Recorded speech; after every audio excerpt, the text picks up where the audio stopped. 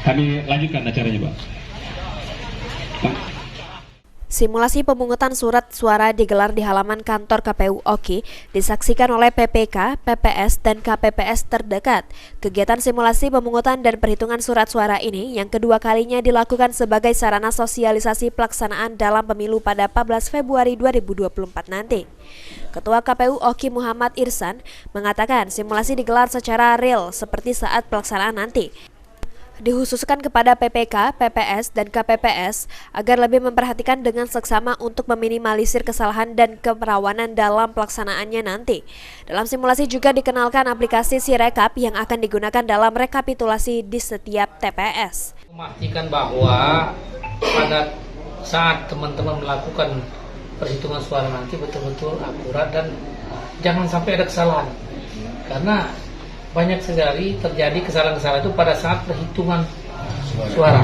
Yang itu makanya kita simulasikan sekarang. Jadi, tapi tidak seluruh yang hadir di sini kita panggil semua. Ini ada PPK dari seluruh kecamatan, itu ada ketua, ada teknis dan ada operator untuk PPK ya.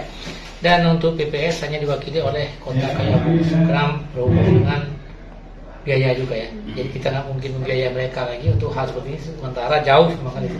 Jadi diharapkan nanti dengan ada simulasi ini bisa disebarkan dengan teman-teman yang lain.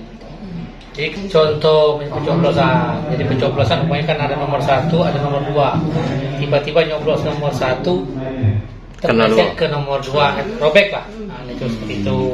Atau pencoblosan nyoblos partai dengan nyoblos calonnya. Seperti itu kan. Jadi banyak hal yang memang perlu diperdalam bagi KPPS kita di lapangan karena itu nanti berhubungan dengan ya namanya kontes kan, walaupun satu partai kadang-kadang mereka ya kan semua pengen jadi. Simulasi dimulai dengan pengambilan sumpah jabatan para anggota KPPS, lalu dilanjutkan dengan pembukaan kotak suara untuk mengecek logistik dan dihadiri oleh saksi di TPS. Selanjutnya penjelasan tata cara pemilihan dan prosedur yang harus dilalui dengan memastikan bahwa pemilih terdata dalam daftar atau dokumen lainnya. Seluruh kejadian termasuk jika terjadi pelanggaran pada saat pencoblosan berlangsung. Novan Wijaya, PAL TV.